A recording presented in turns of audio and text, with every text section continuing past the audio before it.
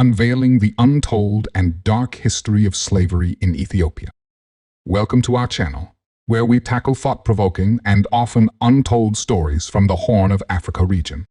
In today's video, we dive deep into the hidden history of slavery in Ethiopia, a topic often omitted or downplayed in mainstream narratives. Our aim is to shed light on this painful past, educate, and foster understanding among diverse communities. When we think about slavery, our minds often drift to the transatlantic slave trade. However, it's crucial to acknowledge that Ethiopia, too, has its own dark past. Abyssinia is part of what makes up present-day Ethiopia. Slavery in Abyssinia dates back to ancient times.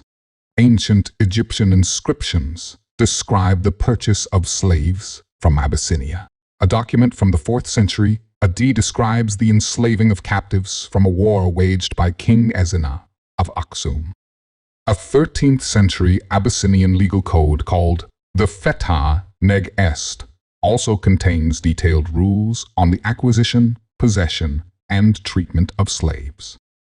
However, despite the antiquity and magnitude of slavery, slave raiding, and slave trading in Abyssinia, there is remarkably scant attention from Ethiopian historians on this topic. The limited historical documentation on the subject mainly comes from memoirs of foreign travelers. Consecutive governments of Ethiopia have largely buried the issue of slavery under the rag, even though it has affected, among many, Ethiopia's largest ethnic group, the Oromos. Emperor Menelik is credited with creating present-day Ethiopia by conquering various independent kingdoms south of Abyssinia. The peoples incorporated by Menelik through conquest were the Somali, Afar, Oromo, Sidama, Gul Ragai, Woleta, Hadeya, Gamo, Gumuz, Benishangul, and many Omotic and Cushitic groups. He did so by allying himself with the French and the Italians to get weapons. Harold Marcus quotes Menelik, saying, "The French are my friends. It is upon them that I shall base the hope of my reign." In 1870, he set off from the highlands of Shiwa to invade the south, east, and westlands and people into an empire that morphed into today's Ethiopia. This Abyssinian expansion comprises nearly 70% of the land mass and population of modern Ethiopia.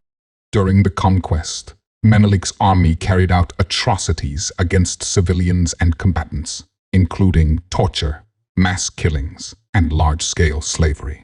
Menelik also demanded tribute of slaves, ivory, and gold from all those chiefs who surrendered without resistance.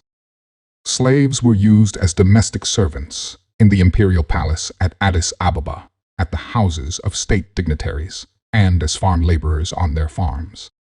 Menelik and his wife Tetu Betul had personally owned 70,000 slaves. It wasn't just Menelik's government that practiced slavery. Ordinary Abyssinians also raided various villages and captured slaves for sale. The Abyssinian Orthodox Tewahedo Church also sanctioned slavery and accepted offerings of slaves to serve the church. The slaves that were not used domestically were sold off mainly to the Arab world through Massawa in Eritrea, Tajura in Djibouti, Zila in Somalia, and the inland port of Matama on the Sudanese border. The Arab slave trade, also known as the Eastern slave trade, is known as the longest slave trade spanning 1,300 years. Scholars call it a genocide, due to the most humiliating and near-death experience slaves were subjected to, from capture in slave markets to labor fields abroad, and the harrowing journey in between. While European merchants were interested in strongly built young men as farm laborers, the Arab merchants were more focused on concubinage, capturing women and girls who were turned into sex slaves living in harems. The demand was so high that female slaves would fetch double the price. So, most of the slaves captured and sold were young girls, ranging from 9 to 17 years old. Castrated slaves are called eunuchs. Eunuchs were also in high demand in Arabia, and could fetch 4 to 5 times the price of non-castrated slaves. Producing eunuch slaves was the most dehumanizing aspect of the trade in slaves, and a large number of eunuchs were also sold to the Arab world. Most of the slaves who went through the ports of Massawa and Tajura ended up at the port of Jeddah in Saudi Arabia. Jeddah had one of the largest slave markets for centuries. The provinces of Bagamadir, Saman, Darita, Gifag, Gondar, Sakota, and Adwa had large marketplaces for slaves. The officials in those areas collected tolls from passing slave merchants as they transported their slaves to various ports. It is difficult to estimate the exact number of slaves exported from Ethiopia, as there are no official records. As indicated above, historians have yet to do much to research this part of Ethiopian history. In 1978, Ralph Austin made a painstaking effort to quantify Ethiopian slave exports in the 19th century. Austin estimated Ethiopian slave exports to have been between 450,000 and 500,000. Others have estimated it to be far greater.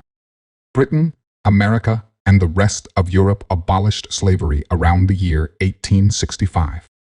However, slavery in Ethiopia continued for centuries, and it found markets in the Arab world since the Arab slave markets had continued into the late 20th century. The French conquest of Obock in Djibouti in 1884, the British occupation of Zaila on the Somali coast in 1884, and the Italian seizure of Massawa in 1885 of Eritrea had made it difficult, if not impossible, for slave merchants to export their slaves. Internally, however, the slave trade continued in Ethiopia. In fact, when Ethiopia wanted to join the League of Nations in 1923, the League of Nations had required Ethiopia to abolish slavery before it could join. King Haile Selassie passed a law abolishing slavery, but the practice nonetheless persisted, and until the coming of the Derg, slavery and serfdom were rampant in Ethiopia. Ironically, the fascist leader Mussolini justified his invasion of Ethiopia in 1935 as a civilizing mission since Ethiopia had not eliminated slavery. After the Italians invaded Ethiopia, they had abolished slavery, but slavery and servitude in Ethiopia was truly put to rest only when Mengistu Haile Mariam, the son of a former Konso slave, came to power in 1976. Mengistu's father, Haile Mariam, was a slave who was freed when the Italians abolished slavery during their rule of Ethiopia. The slave-era negative and racist attitudes of Abyssinians toward the people from the south still persist to this very day. A former Tigrian party leader recently said, "We accepted the Wolaita as people and transformed the Oromo from animals to human beings with very little outrage from the public." What is more, the country's military leadership is dominated by Abyssinians, with the Southerners as foot soldiers. As the country has engaged in various wars, it is the former enslaved Southerners that continue to pay the heaviest price. A wave of protests in 2018 ushered in a new leadership in Ethiopia. For the first time in history, the formerly enslaved Oromos, who are the majority in Ethiopia, are in charge of the state. How they will reconcile Ethiopia's history with its future will be determined. So far, they continue to be in denial. Conflicts in Ethiopia today trace back to historical injustices experienced by different ethnic groups. It is through dialogue, education, and understanding that we can collectively work towards a more inclusive future. A denial and avoidance of the issue serves no one. We encourage you, our viewers, to continue engaging in respectful discussions about this topic and further explore the untold stories of our shared history.